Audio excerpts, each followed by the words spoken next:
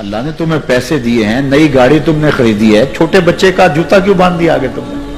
جوتا باندھنے سے اگر یہ ایکسیڈنٹ سے, حادثے سے گاڑی بچ سکتی ہوتی ہے تو پھر پاکستان کے جتنے پی آئی اے کے جہاز ہیں سب پر باندھ دینا چاہیے, سب پہ جوتے لٹکے ہوئے ہوں. عجیب تم نے فلسفہ تراشا. کسی نے جو ہے وہ کالی رنگ کی پٹی باندھ دی نیچے, اس سے اس کو نظر نہیں لگے گی. گھوڑے کے پاؤں کے نیچے جو کھری لگی ہوئی ہوتی ہے, کچھ لوگوں نے اپنے گھروں میں وہ باندھی ہوئی ہوتی ہے کہ اس سے ہمارے گھر کے اندر کوئی مصیبت نہیں آئے گی, کوئی تکلیف نہیں آئے گی. کسی نے ہنڈیا اپنے گھر کے اوپر الٹی رکھی ہوئی ہوتی ہے, یہ ہنڈیا بچا لے گی. اور میاں ہنڈیا کیا بچائے گی تجھے؟ اللہ کے قہر سے کچھ نہیں بچا سکتا.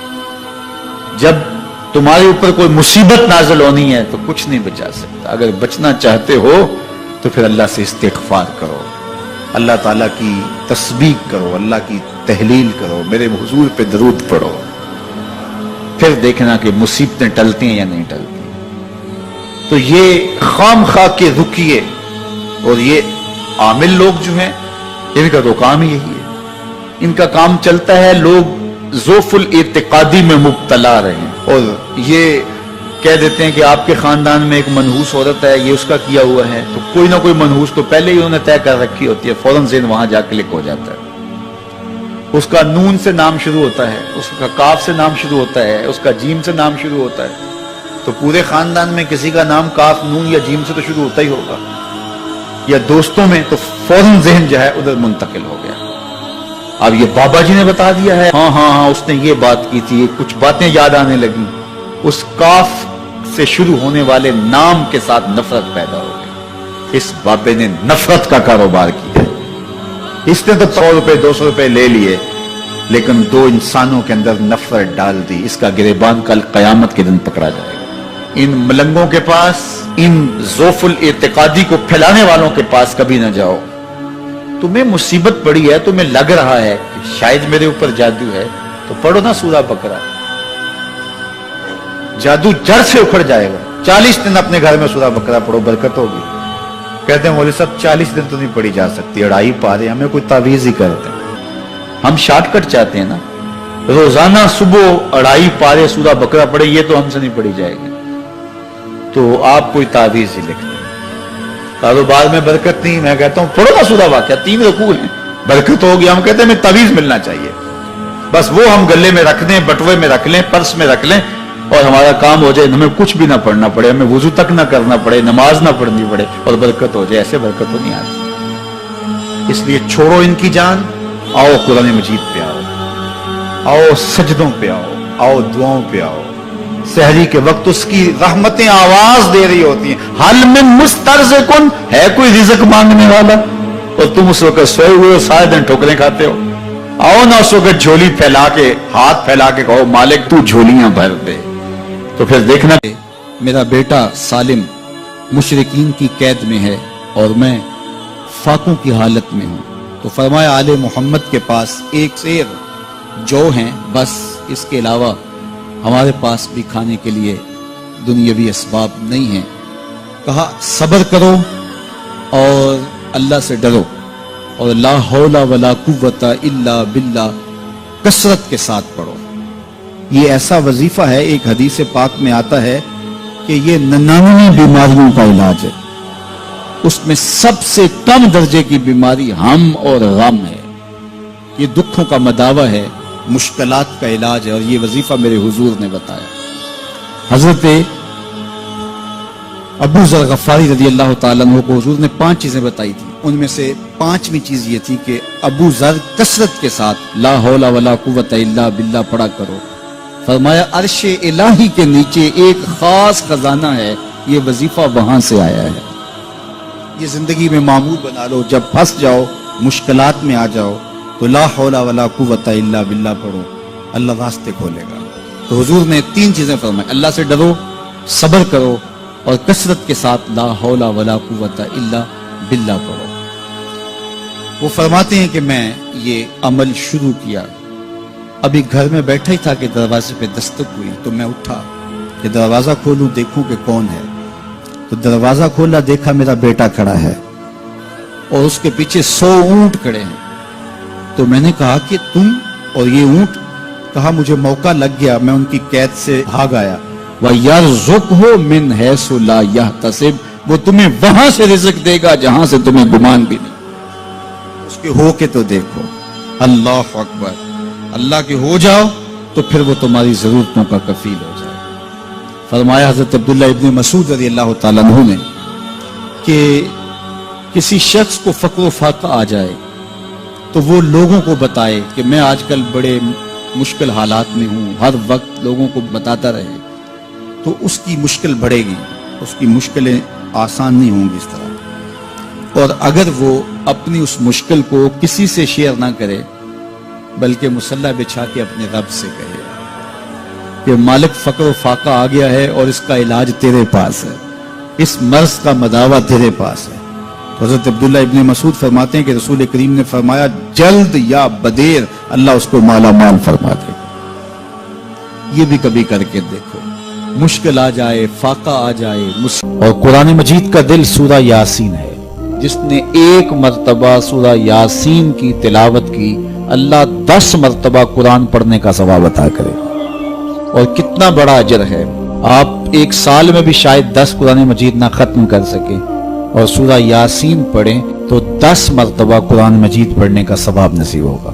تو اپنی صبح کا آغاز سورہ یاسین سے کیا کریں، نماز فجر کے بعد اشراق تک سورہ یاسین پڑھ لیا کریں۔ سورہ یاسین اگر آپ پڑھ کے اپنے دن کا آغاز کرتے ہیں، آپ کا سارا دن خیر سے گزرے گا۔ اس دن اگر کاروبار کریں گے تو برکت ہوگی، اس دن بہت ساری بیماریوں سے، آفات و بلیات ارضیہ و سماویہ سے بچے رہیں گے، لوگوں کے شر سے، حادثات سے محفوظ رہیں گے۔ میرے حضور نے ارشاد فرمایا قرآن مجید میں ایک سورت ہے جس کی 30 آیات ہیں، اگر کوئی شخص اس کی تلاوت کرتا ہے تو وہ سورت پڑھنے والے کی شفاعت کرتی ہے، اور اتنی بار شفاعت کرتی ہے کہ اس کو بخشوا کے چھوڑتی ہے۔ وہ سورت کون سی ہے؟ وَهِيَ تَبَارَكَ الَّذِي بِيَدِهِ الْمُلْكُ، یہ سورۃ الملک ہے، 30 آیتیں ہیں۔ جو شخص اس کی تلاوت کرے یہ اتنی بار سفارش اللہ کی بارگاہ میں کرتی ہے کہ اپنے پڑھنے والے کو بخشوا کے چھوڑتی ہے۔ تو اپنے دن کا آغاز سورہ یاسین سے کریں اور اپنی شب کا آغاز سورہ ملک سے کریں۔ سونے سے پہلے سورہ ملک کی تلاوت ضرور کر لیں، انشاءاللہ اس سے رات برکت سے گزرے گی۔ جس نے ایک دن میں 100 مرتبہ سبحان اللہ و بحمدہ پڑھا، کتنی مرتبہ؟ 100 مرتبہ کیا پڑھا؟ سبحان اللہ و بحمدہ، فرمایا کہ اس کے گناہ سمندر کی جھاگ کے برابر بھی ہوں تو اللہ معاف فرما دے گا۔ تو یہ اپنے وظائف میں شامل کر لیجئے، سبحان اللہ و بحمدہ۔ اور حدیث بخاری ہے کہ 2 کلمے ایسے ہیں جو اللہ کو محبوب ہیں اور زبان پر مشکل نہیں، زبان پر بڑے آسان ہیں، اور جب میزان پہ رکھے جائیں گے تو پلڑے کو جھکا دیں گے، بڑے بھاری ہیں میزان پہ۔ وہ 2 کلمے یہی ہیں، سبحان اللہ و بحمدہ، سبحان اللہ العظیم۔ تو اگر اس کو 100 مرتبہ روزانہ پڑھے تو سمندر کی جھاگ کے برابر بھی گناہ ہو تو اللہ معاف فرما دیتا ہے۔ اللہ فرماتا ہے ما یفعل اللہ بعذابکم، وہ تمہیں عذاب دے کے کیا کرے گا؟ ذرا لہجہ دیکھیے، ذرا انداز، ما یفعل اللہ بعذابکم، وہ تمہیں عذاب دے کے کیا کرے گا؟ تم اس کی مخلوق ہو، اپنے دستے قدرت سے اس نے تمہیں بنایا ہے، تو وہ تمہیں عذاب دے کے کیا کرے گا؟ اس کی ضرورت نہیں ہے کہ تمہیں عذاب دے، نہ اس کی چاہت ہے کہ تمہیں عذاب دے، کوئی خود چھلانگے لگائے تو اس کی مرضی۔ فرمایا کہ ما یفعل اللہ بعذابکم، وہ تمہیں عذاب دے کے کیا کرے گا؟ ان شکرتم و آمنتم، اگر تم شکر ادا کرو اور ایمان لاؤ تو وہ تو قدردان ہے جو کوئی اس کا شکر کرتا ہے اور جو اس پر ایمان لاتا ہے۔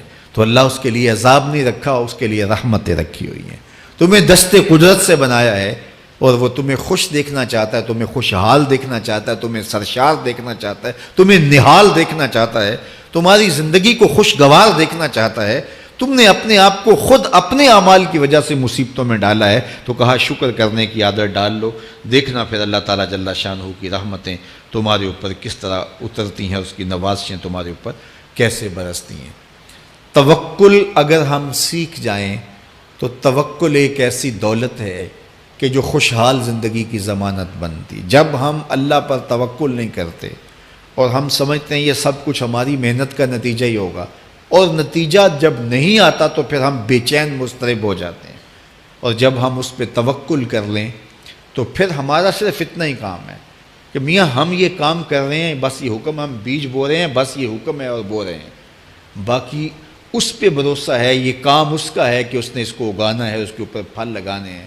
تو جب اس پہ توکل ہو جائے تو بندہ سوکھا رہتا ہے، ورنہ بندہ مشکل میں مبتلا ہو جاتا ہے۔ بسا اوقات ایسا ہوتا ہے کہ بندہ ایک منصوبہ تیار کرتا ہے، اس کا عملی نتیجہ اس کو سامنے نظر آ رہا ہوتا ہے، لیکن نتیجہ بالکل الٹ جاتا ہے۔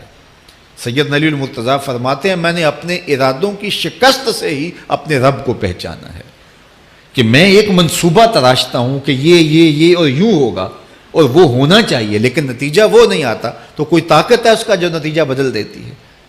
تو بندہ اس طاقت پہ یقین کرتے، اس پہ توکل کر کے جو ہے وہ اس پہ بھروسہ کر لے تو زندگی سوکھی ہو جاتی ہے۔ مغرب میں جو اللہ پر یقین نہیں رکھتے وہ خودکشی کر لیتے ہیں کہ یہ کیوں ہو گیا، ایسا نہیں ہونا چاہیے تھا، لیکن ہم خودکشی اس لیے نہیں کرتے، ہم کہتے ہیں میرا رب جس طرح چاہے اس طرح ہی ہوتا ہے، جو اس نے طے کیا ہوا ہے وہ کر کے رہتا ہے، اس لیے تم اس پہ توکل کر لو اور اس پہ بھروسہ کرو۔ حضور علیہ الصلوۃ والسلام نے فرمایا لو انکم توکلون علی اللہ حق توکلہ، اللہ پر توکل کرنے کا جو حق ہے اگر تم وہ ادا کر دے تو فرمایا اللہ تمہیں ایسے رزق عطا کرے جیسے پرندوں کو عطا کرتا ہے۔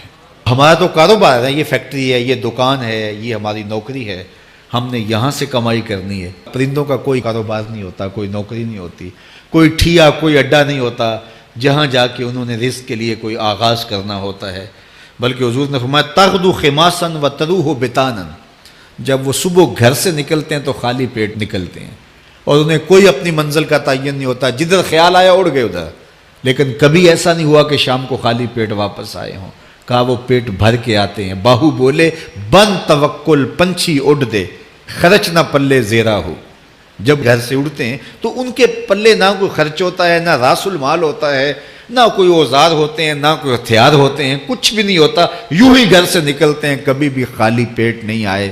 فرمایا اگر اللہ پہ پرندے توکل کر لیں تو اللہ اسے بھی عطا کرتا ہے، تم توکل کرو گے تو تمہیں عطا نہیں کرے گا۔